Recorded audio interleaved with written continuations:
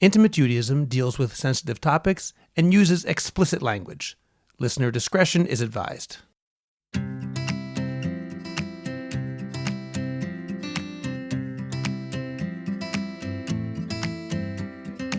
Welcome to Intimate Judaism. I'm Talli Rosenbaum. And I'm Rabbi Kahn, and I'm very much looking forward to today's episode, Talli. What are we talking about today, Scott? Well, today we're going to be talking about the things that are permitted and prohibited to a married couple when they're not in a state of nida. The things you mean? Sexually. Okay, great.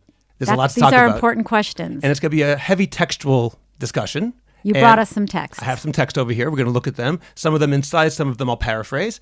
There's a lot to talk about, though. Before we get to that, I want to make a quick notation that we've started a new podcast as part of Intimate Judaism, the Intimate Judaism Rambam podcast, where I use the Rambam's Mishnah Torah to learn the halachot of marriage and intimacy.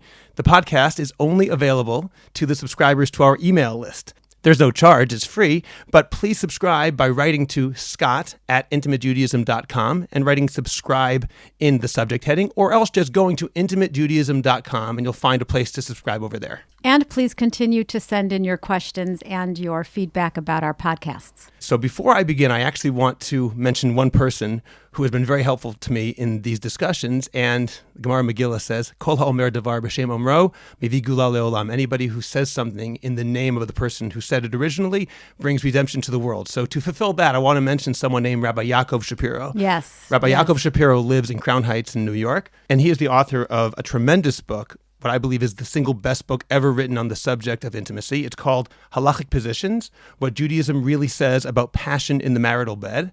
And today I'm going to be giving some sources over, I'm going to be giving some ideas over, and frankly, for these matters, he's my Rabbi. He's the one, through this book and in my personal conversations with him, has taught me so much. And I just want to give a shout out to him because he's been tremendous and he's a great human being as well. Yes, he is. In the show notes, we'll have a link to Amazon so that you'll be able to purchase this book as well. It's a great book. I highly recommend it. It's extremely comprehensive. And I actually I had written a review of the book in Orthodoxy. Oh, we'll supply that as well in the show notes. That's great. And somewhat less modestly, I would recommend that people look at my podcast on jewishcoffeehouse.com called Orthodox Conundrum. I have a 4-part interview with Rabbi Shapiro about these matters. It's episodes 3 to 6, so you can look over there as well. So let's jump in. Let me start off by reading the classic Gemara, which is Masechet Nedarim, Daf Kaf Amud Aleph, moving on to Kaf Amud Bet. And the Gemara there states, Amar Rabbi Yochanan ben Dahavai. Rabbi Yochanan ben Dahavai says, Daled Dvarim Sachuli Malachei Asharet. There are 4 things that the ministering angels told me. Chigrin mipnei mahavyan. Why are children born lame, unable to walk?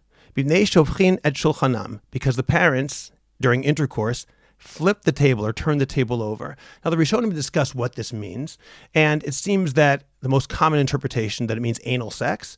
Others say that it means the husband's on the bottom, or the husband has vaginal sex from behind. Various atypical positions, let's say, non-missionary position, or anal sex. The Gemara continues, Ilmim mibnei mahavyan. Why are children born unable to speak? Mibnei shmenashkin aloto makom. Because the husband kisses his wife's genitals. Chareshim mibnei mahavyan. Why are children born deaf? Mibnei shmesaprim b'shat hashmish. Because the husband and wife are talking during intercourse. Once again, a much broader topic, probably worth its own episode.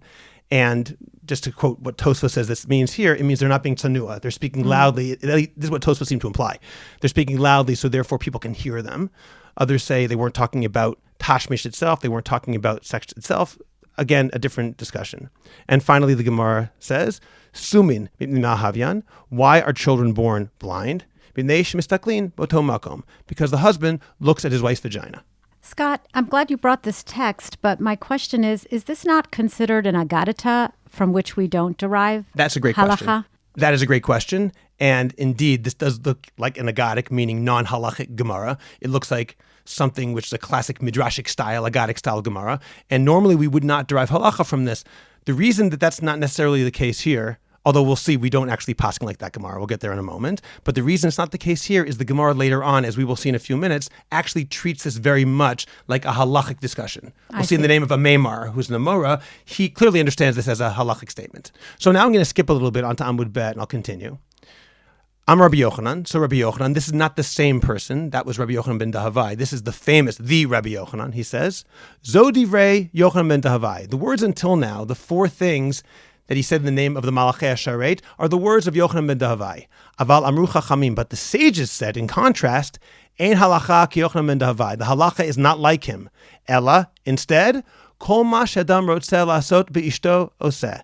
Anything a man wants to do with his wife, he may do. Mashal basar haba mi beit hatabach. A metaphor is meat that comes from the butcher. Basar lo ochlo b'melach ochlo. If he wants to eat it with salt, he can eat it with salt. Tzli ochlo, if he wants to eat it roasted, he can eat it that way. Mevushal ochlo, if he wants to eat it cooked, he can eat it that way. Shaluk ochlo, if he wants to eat it boiled, he can eat it that way.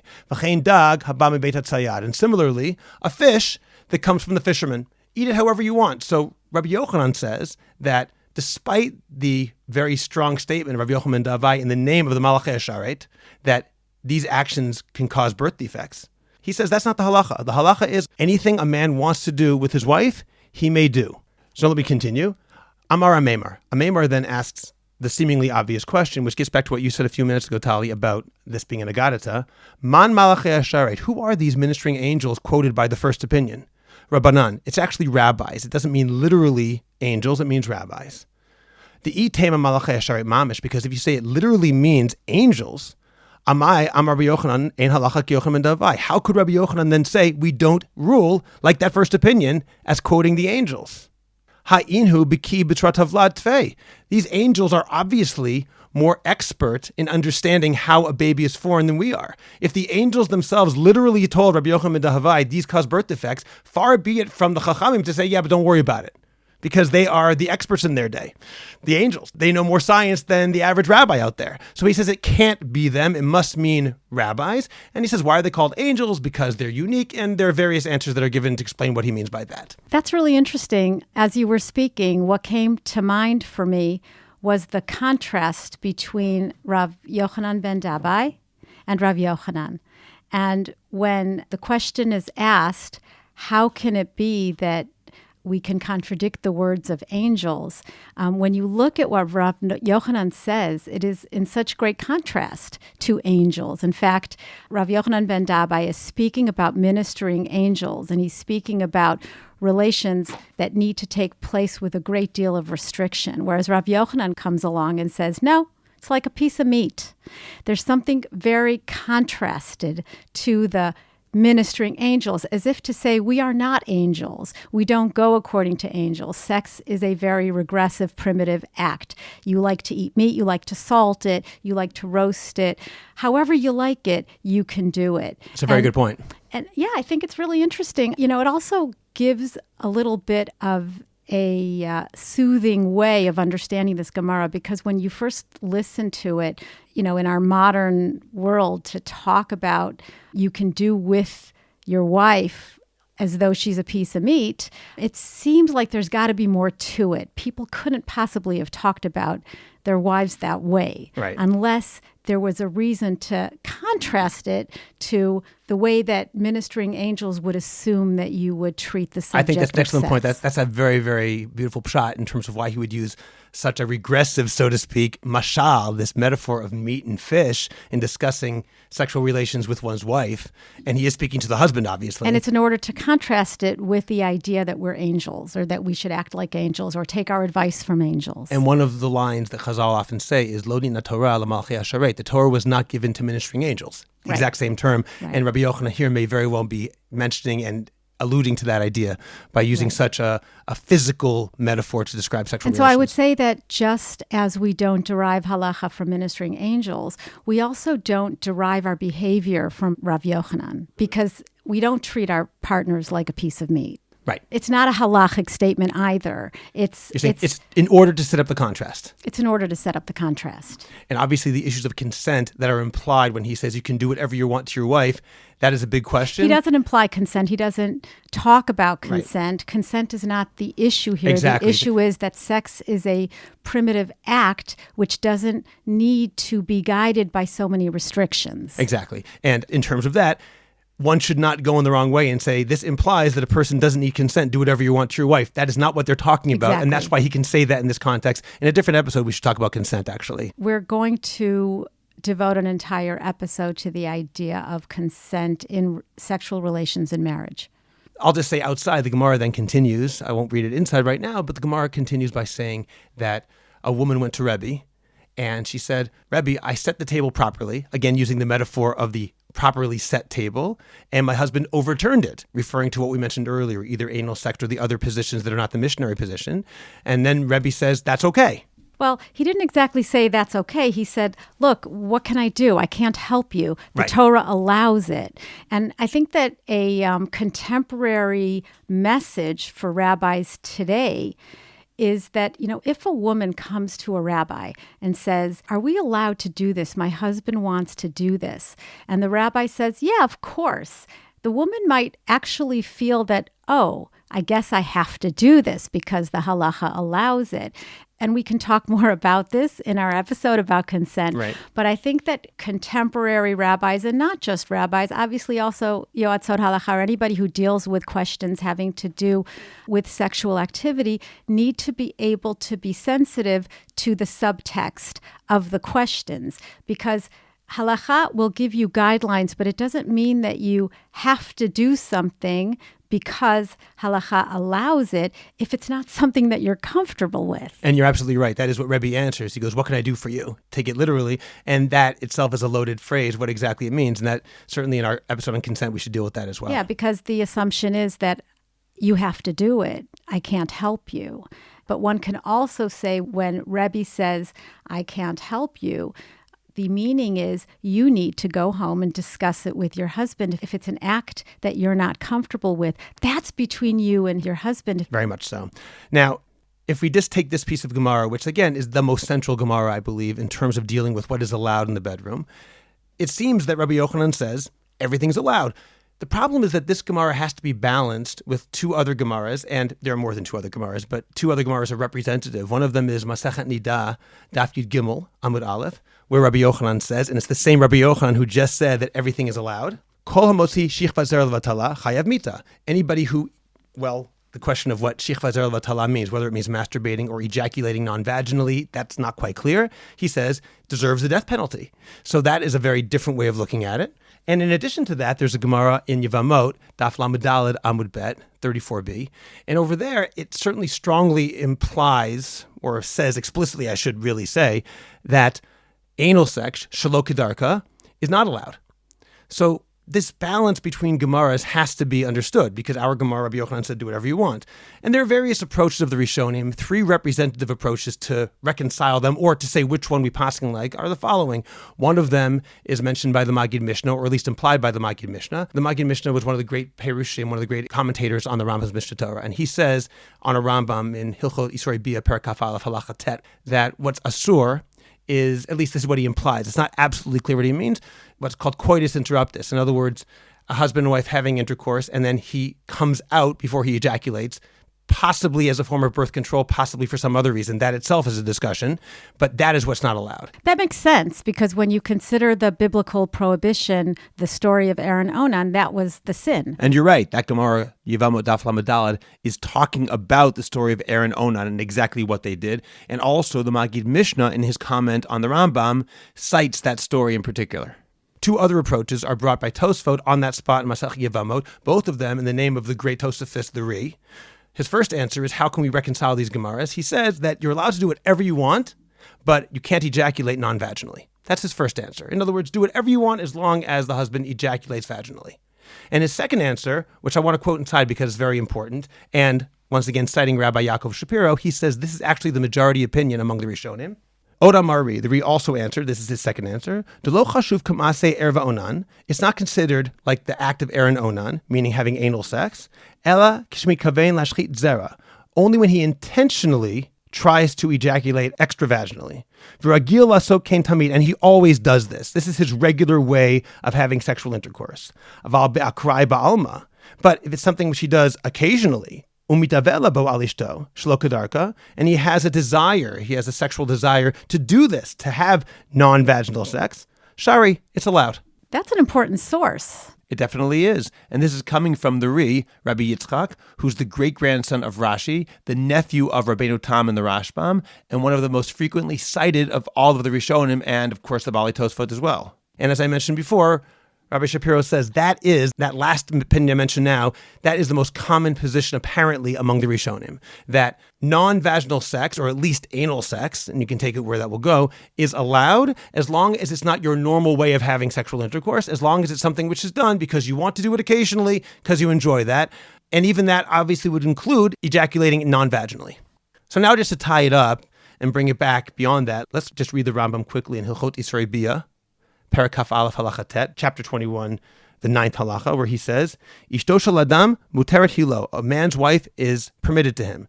Lefichach, therefore, kol ma she'adam rotzeh l'sot b'ishto oseh. Anything a man wants to do with his wife, he may do.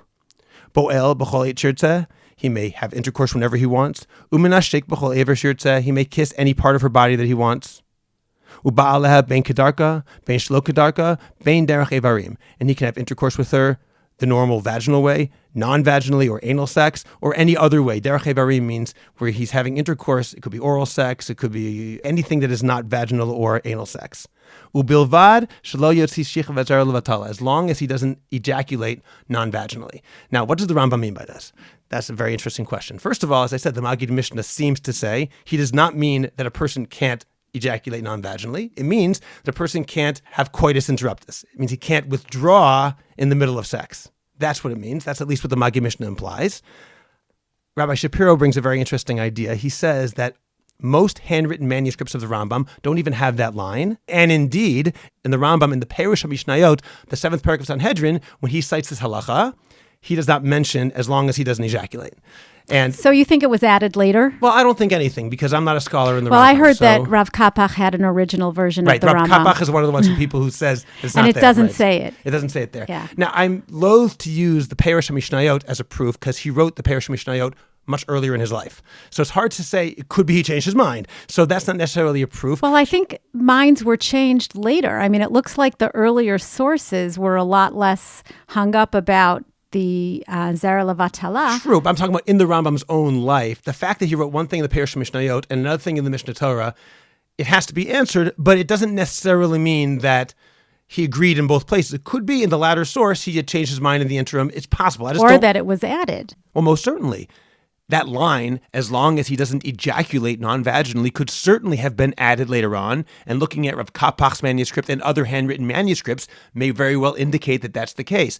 I'm simply saying that the fact that the Rambam did not have that line in Perush HaMishnayot may indicate that that is the correct girsa, the correct version, the fact that it's not there.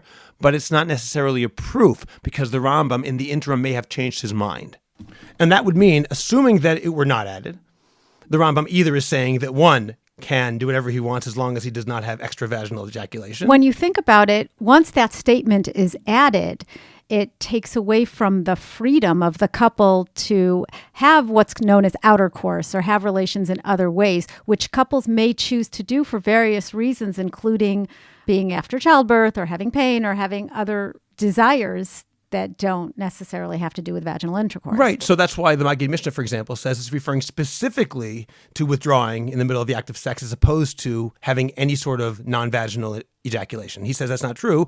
And of course, the older manuscripts and the Rambam and Perush HaMishnayot, he might even be more lenient than the Ri, in fact. He doesn't say anything about you can do it occasionally. He just says you can do whatever you want. Admittedly, the Rambam, even in our current version, everyone agrees with this, says, V'afal pichein, even though this is halachically true, midat chasidut shelo yakel adam et rosho lakach. It is an attribute of piety that a person shouldn't lighten his head to this matter. And he should make himself sanctified when he's having intercourse with his wife.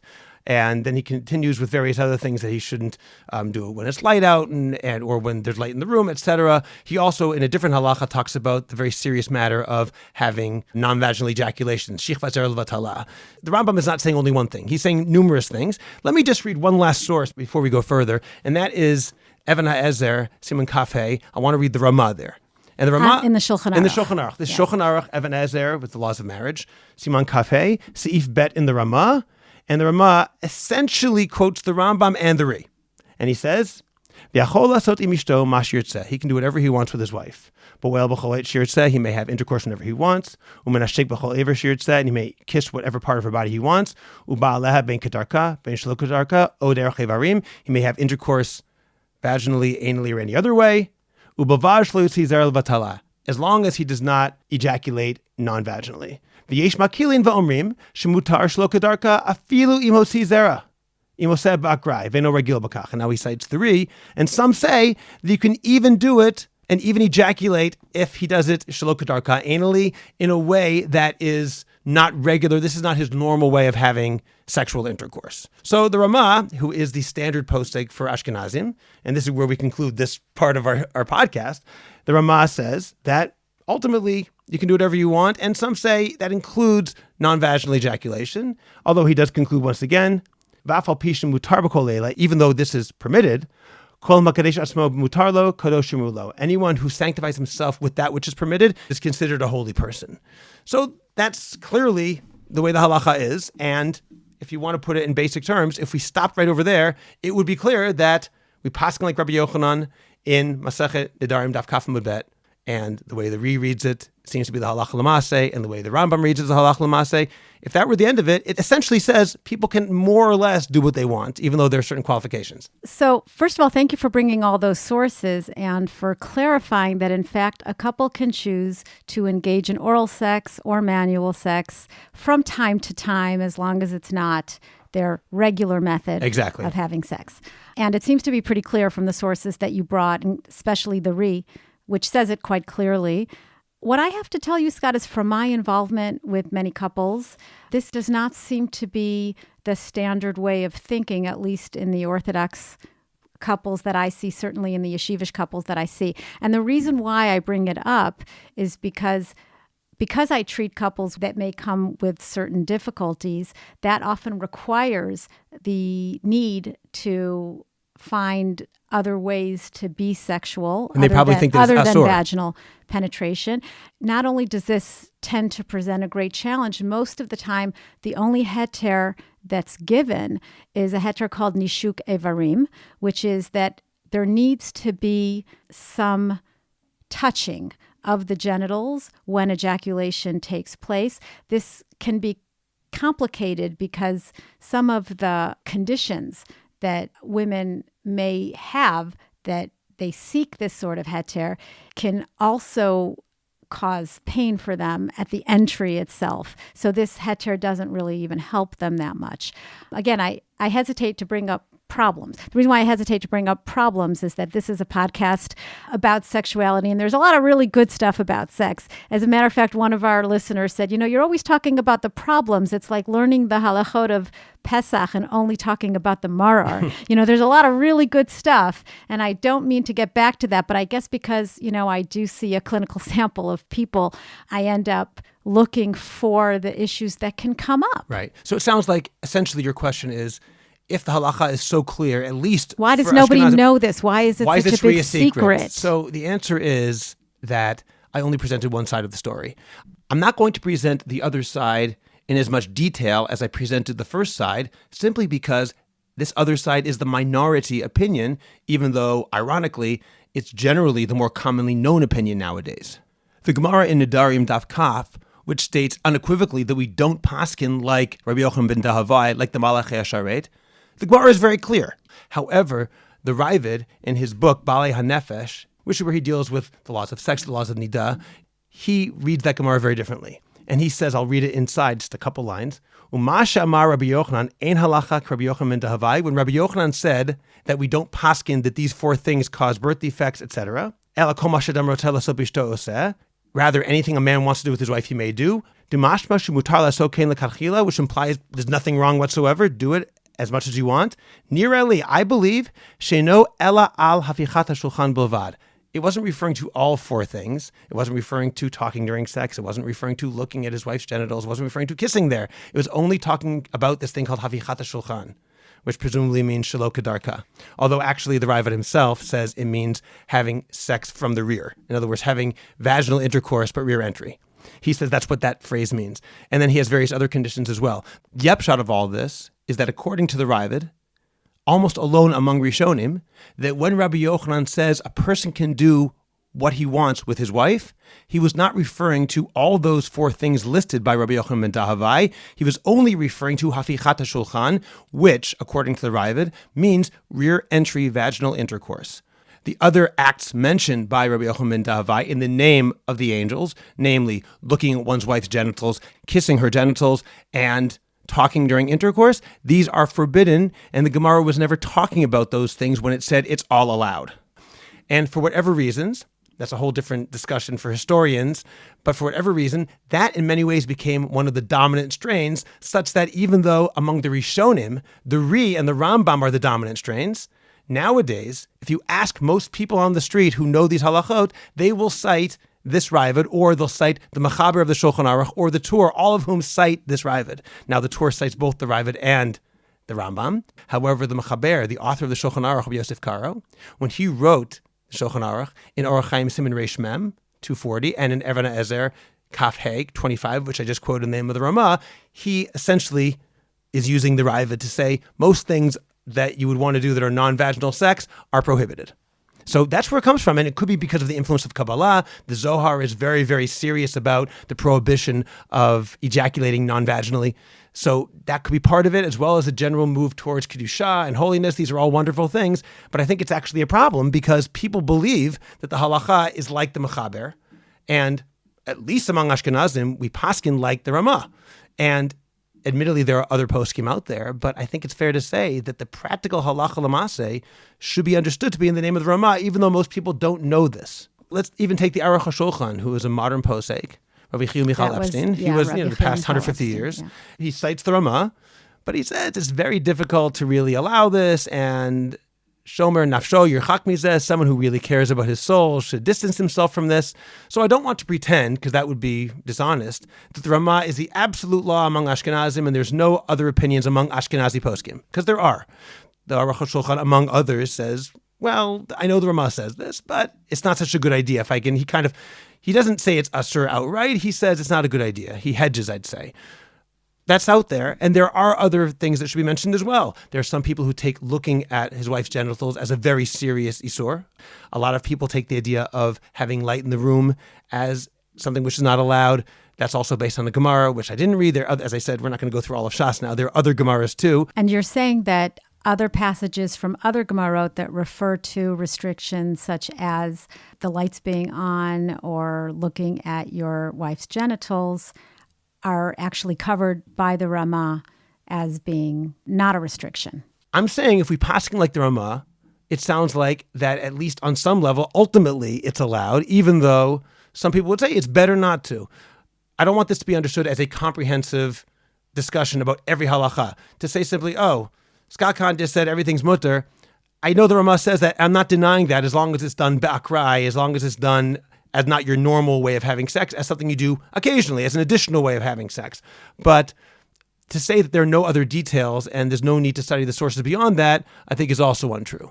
This has been a really interesting shiur from you, Rav Scott, and it points to the complexity of the balance between sexuality as a base and regressive act. Right.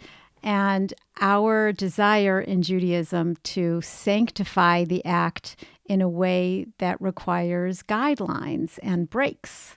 For sure. It's really interesting because when we talk about, in the sex therapy world, when we talk about sexuality and how sex works, we often talk about a system of facilitators, a system of blood flow and hormones and chemical reactions that deal with arousal. And we also talk about breaks.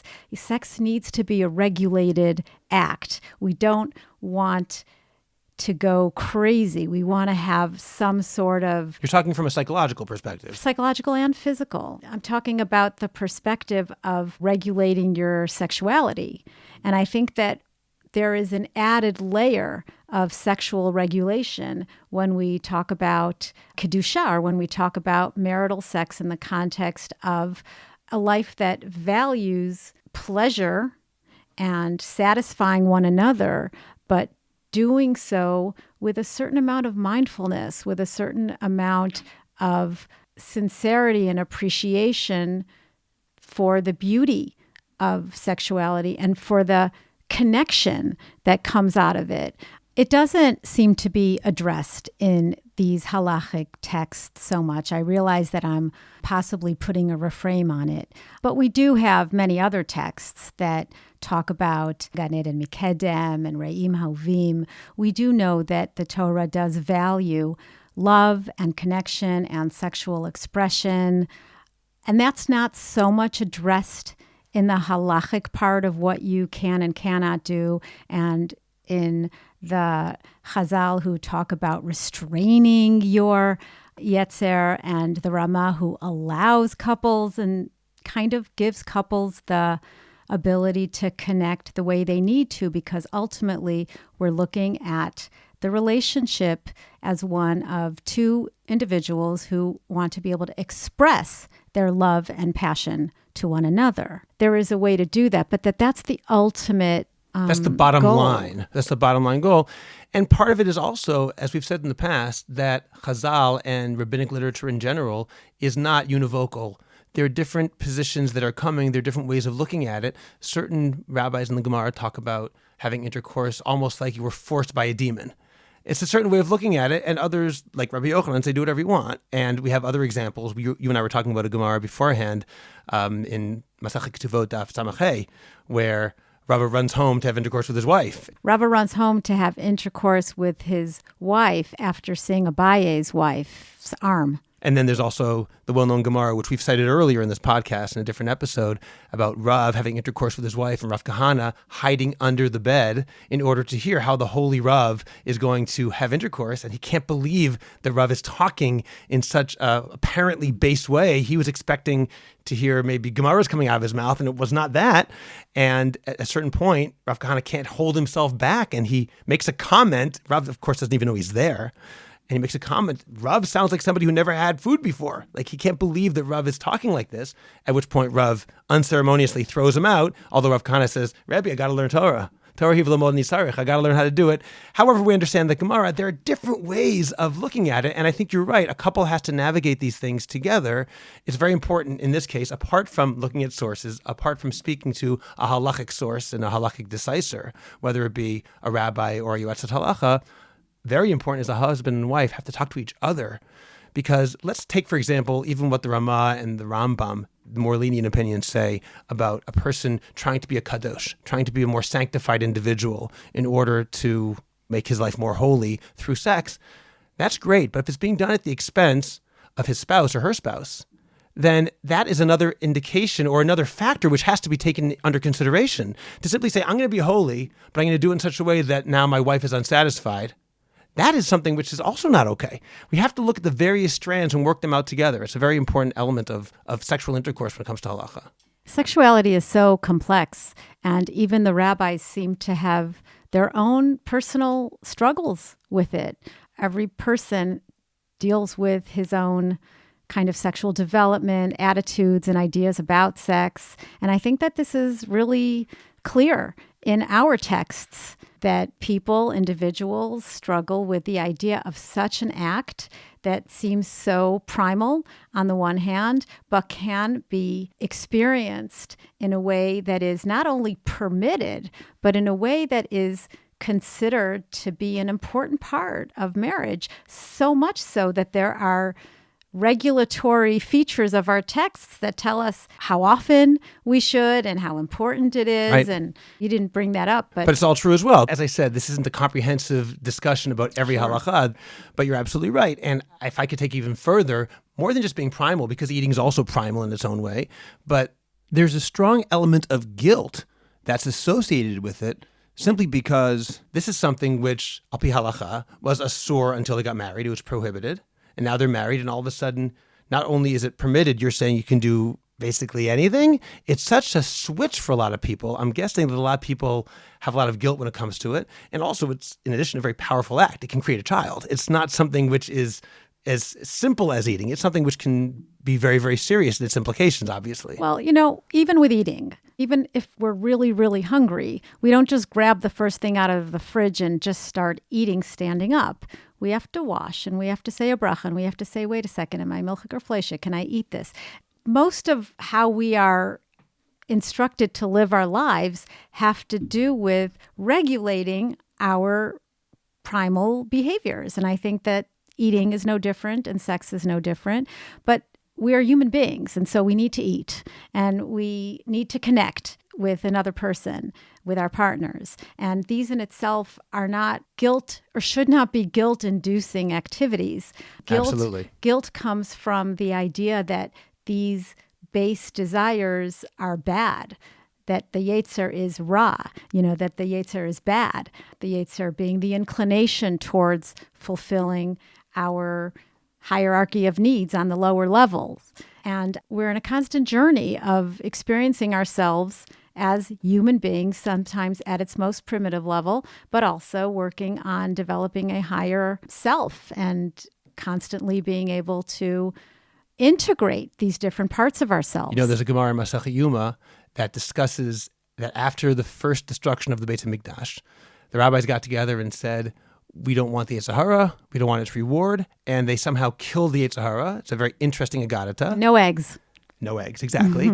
They couldn't find a single egg in the whole land of Israel, and they realized, whatever this means exactly, that the Yetzer Hara being destroyed was not the solution.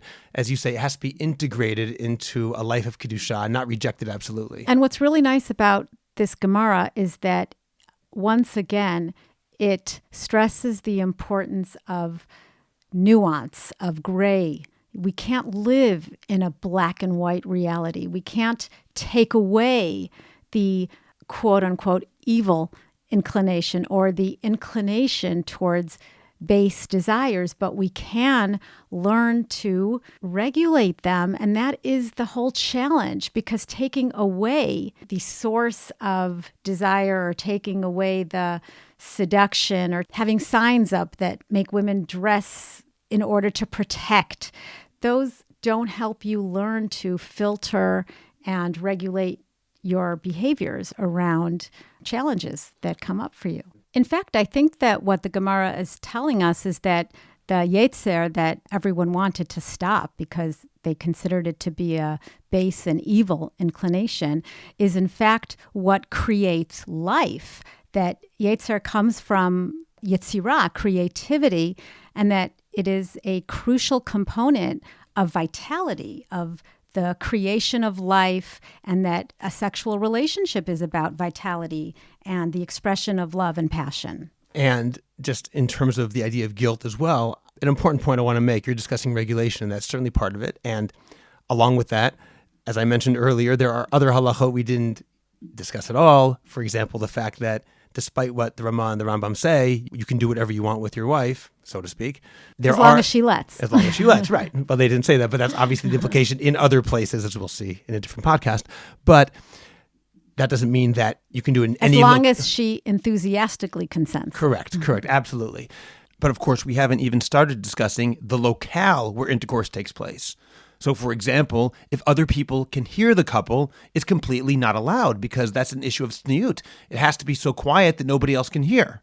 Or, for example, if there are certain types of sfarim, certain scrolls or holy books in the room, these are all qualifications which we did not discuss. But in terms of guilt, I want to make an important point that even if somebody holds by the more machmir, the more prohibitive opinions that says a person has to make sure there's no non-vaginal ejaculation or whatever else a person is restricting in himself, guilt is not the goal here because human beings are human beings. As we said earlier, Lo nina Torah l'malchei hasharet, the Torah wasn't given to malchei hasharet, and there's a well-known statement by several very important gedolim who have said that if in the context of what's called chibuk v'nishuk, literally hugging and kissing, it means foreplay.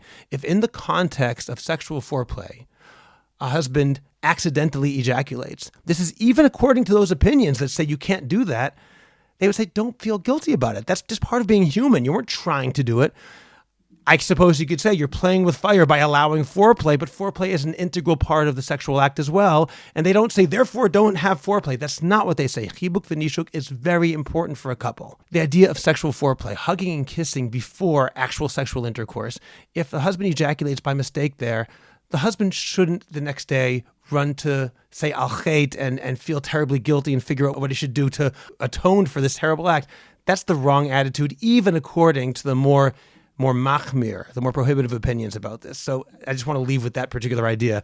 But no matter which opinion a husband and wife hold by, And again, this is for the husband and wife to decide between themselves in conjunction with a halachic decisor and through understanding the sources. But no matter which opinion they hold by, even if they choose to be more machmir, to be stricter, this is not a place for guilt in the event that things go not as they planned. They must remember that guilt, when it comes to the laws of sexuality, assuming that they are keeping the halachot of nida properly, obviously, but the guilt in the context of sexuality when sex is mutar is a negative emotion and is not warranted by Jewish law. Well, that's a little complicated. I think it's great that you are helping to assuage the guilt, but to say that guilt is a negative emotion and it's not warranted by Jewish law, we talk about guilt as being a normative emotion, and of course there is a place for guilt. But it's great that you're helping to alleviate that guilt. And another point I'd like to make in response to all the sources about sex as being an act that includes so many different possibilities and not just intercourse is that the rabbis seem to have been very aware and open to the idea that there is a human desire for, as you say, foreplay, kissing, hugging, shelo kedarka, derech evarim, that there are many different ways to connect. And I think that it's important to note that perhaps, too, the rabbis understood that intercourse is not the only way, certainly not the only way for women to achieve sexual satisfaction. Not everybody is aware of that. And it is important to know that there are many different ways in which to achieve sexual satisfaction and not primarily or only through sexual intercourse. You know, I still just want to point out, because I have these sources in front of me, and this is care of a shiur that I once attended by Dr. Jenny Rosenfeld, so I should point out the source. And there's a whole list of restrictions from the Shulchan Aruch. It seems like there are a lot of restrictions. Are you saying that the Ramah's psak basically mitigates them or overrides them? Yes. Well, I think the answer is depends which restriction it is. As I said, this podcast can't be comprehensive. For example, the idea of not having intercourse in front of other people, that is not overridden by the Ramah. The Ramah would presumably certainly agree with that. In fact, in Siman Reish Mem, where the Shulchan Aruch says that, the Ramah doesn't even comment. He clearly accepts that. So it's not as though the Ramah says do whatever you want in any context, any place, any time. There are restrictions. There are many different opinions about what exactly is allowed in any given time. And a person really should be familiar and conversant with the sources in order to find a proper halachic attitude towards these things. And I think also the bottom line is that couples need to be conversant with each other as well. What do they like? What are they comfortable with? What would they want? What would each of them want? If they have a question about whether it's okay for them, they can decide together if they're going to ask that question. Exactly. Or to whom they're going to ask that question. Because if one person wants something and the other member of the couple doesn't want that, well, they have to discuss it among themselves first before deciding if they even want to ask the question whether it's mutar or asur, or allowed or not allowed. And I think that there's just a lot to be said about this topic. The bottom line in terms of the Ramah is hopefully enough to take away some of the guilt that's associated with whether it's oral sex or various other things that are non-vaginal that people get worried about. There are restrictions that prohibit people from doing everything in any context. And I strongly recommend that the husband and wife together learn through Siman Reish Mem in the Orach Chaim, that's 240, which has 17 sections, seifim, where the Mechaber explains those things that he considers mutar and asur. And even though much of this is not the psak halacha, as the Ramah is far more permissive than the Mechaber is, one should know what is out there so that when you decide to do or not do something, it's an informed decision rather than a decision based on ignorance. All of this is there. But largely, one should know that at least for Ashkenazim, most things are mutar. That's what the Ramah is ultimately saying. And I think, Talli, what you said is a beautiful pshat in terms of understanding Rabbi Yochanan, going back to the beginning in Nidarim Daf Kaf, where he compares sex to meat, or perhaps compares one's wife to meat, as opposed to looking at that as a strange, almost sexist statement, saying that no, he's actually using it in contrast to looking at sex as an angelic thing. And it's not that we cannot make sex kadosh. Eating meat can be kadosh.